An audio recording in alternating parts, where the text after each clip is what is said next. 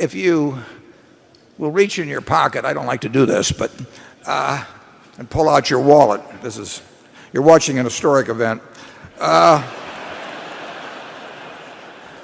If you look at this, and I might point out this is a 1, Charlie carries a, on the back of it, it says, "In God we trust." And that's really false advertising.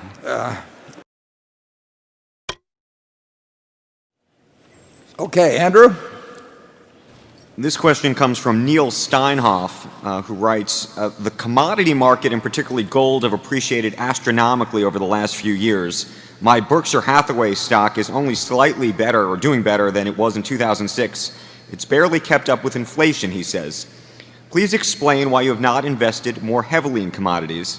As long as Ben Bernanke continues to print money, and there's no indication that he's going to stop anytime soon, isn't it right that commodities, and particularly gold, will continue to appreciate? Well, I would point out that when we started with Berkshire, it was about 3/4 of an ounce of gold, and gold was $20 an ounce then, and it was 15. So gold, even at 1,500, has a ways to go. And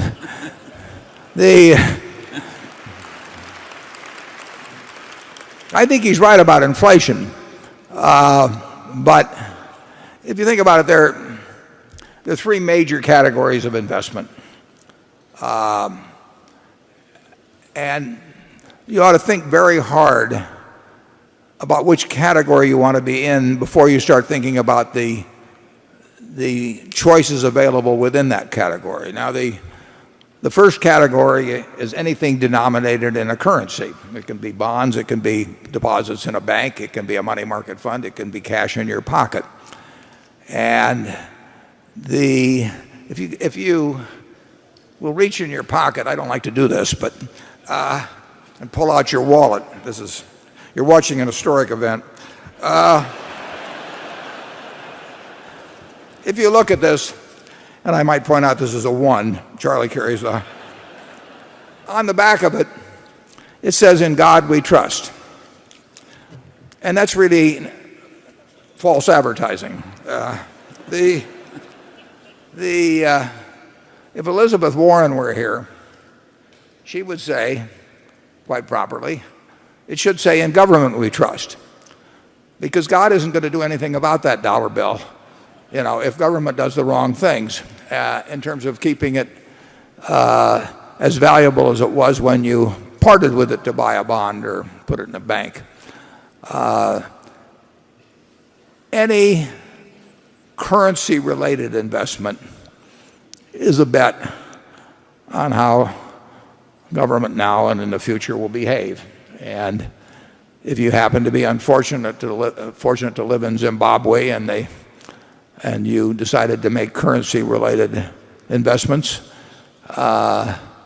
your family would have left you by now, and it was not a good decision. Almost all currencies have declined in value over time. I mean, it may be built into almost any economic system that it will be easier to work with a currency that declines in value than a currency that appreciates in value. And the Japanese might reaffirm that here with their experience.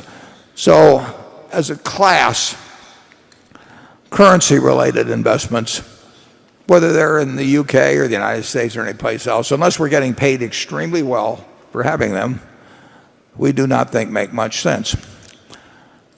The second category of investments regard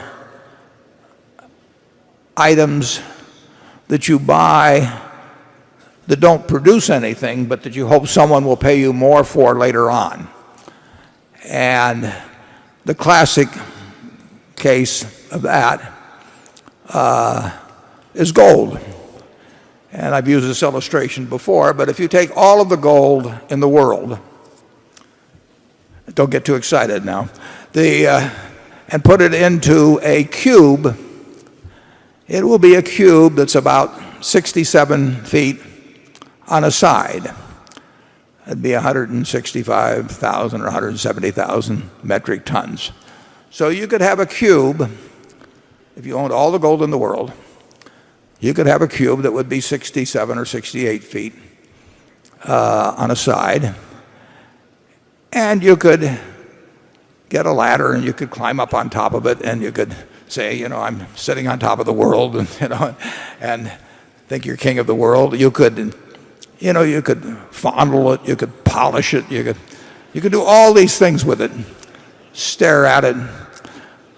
But it isn't going to do anything. It's all you are doing when you buy that is that you're hoping that somebody else a year from now or 5 years from now will pay you more to own something that, again, can't do anything, but you're hoping that the person then thinks that somebody else will buy something 5 years later from him. In other words, you're betting on not just how scared people are now of paper money, you're betting on how much they think a year from now people will be scared 2 years from then on. Keynes described all of this, I think it was in chapter 12 of the General Theory when he talked about this famous beauty contest where the game was not to pick out the most beautiful woman among the group, but the one that other people would think was the most beautiful woman. And then he carried it on to second and third degrees of reasoning. Anytime you buy an asset that can't do anything, produce anything, you're simply betting on whether somebody else will pay more for, again, an asset that can't do anything. And actually we did that with silver, but silver had an industrial use. And about 13 years ago, I bought a whole lot of silver. And if you'll notice, silver's moved recently. So my timing was only about 13 years off, but who's perfect? The third category of asset is something that you value based on its what it will produce, what it will deliver. You buy a farm because you expect a certain amount of corn or soybeans or cotton or whatever it may be to come your way every year. And you decide how much you pay based on how much you think the asset itself will deliver over time.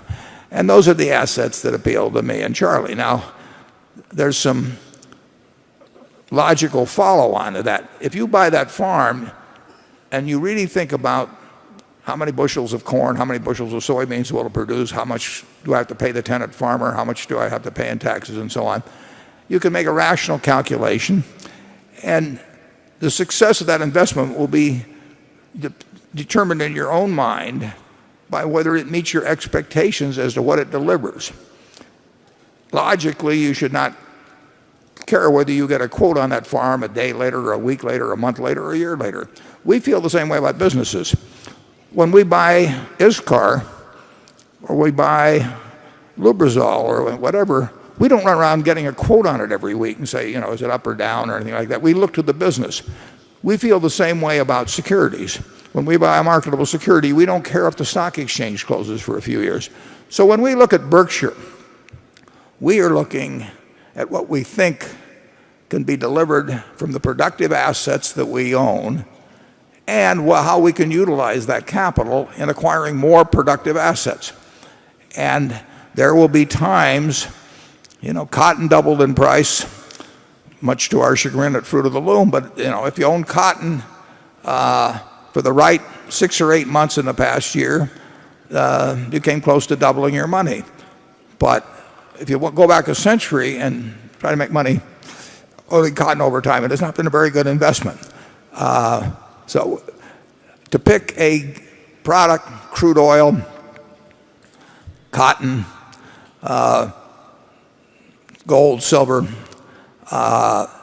anything that, and of course cotton has utility.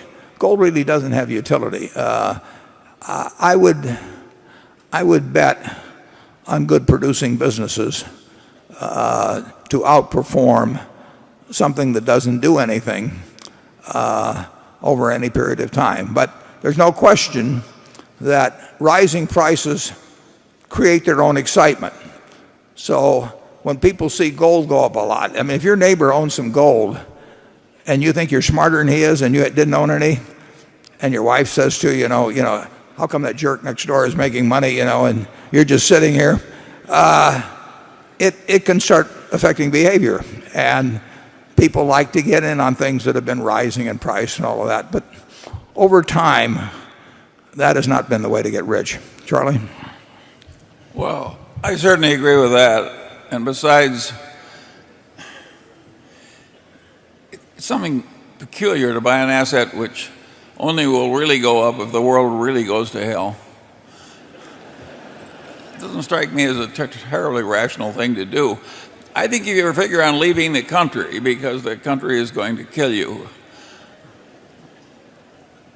and if you assume all the other countries you might go to will also be thoroughly screwed up, I think all those people should buy a little gold. But I think the rest of us would be better off with Berkshire Hathaway stock.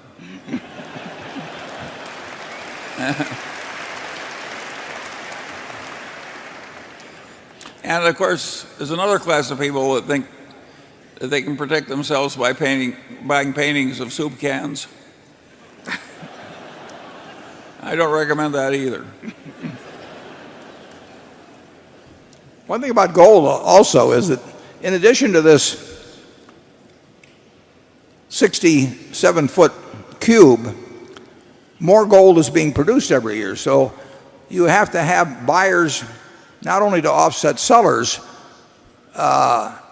in the natural course of events, but you have to absorb something like $100 billion worth of added items of no utility. I mean, it's really interesting. I mean, they dig it up out of the ground in South Africa and they ship it to the Federal Reserve in New York and they put it back in the ground. I mean, if you were watching this from Mars, you might think it was a little peculiar, but think of how many people it makes happy. I might mention that the value of that cube, all the gold in the world, is now about valued at 1,500 plus, is about $8 trillion. And there are 1 billion acres roughly of farmland in the United States. That's a little over 1.5 million square miles. And that's valued at something over 2 trillion. And if you take 10 Exxon Mobils, you get up maybe another 4 trillion. And maybe not that much even. And so you could own all of the farmland in the United States, every bit of it. And you could own 10 Exxon Mobils and you could stick $1 trillion or so in your pocket for walking around money. And you could have your choice of that or this 67-foot piece of gold that you could fondle. And that may seem like a close choice to some people, but not to me. Well, you would also need an army to defend the gold. And it's really not a very good spot.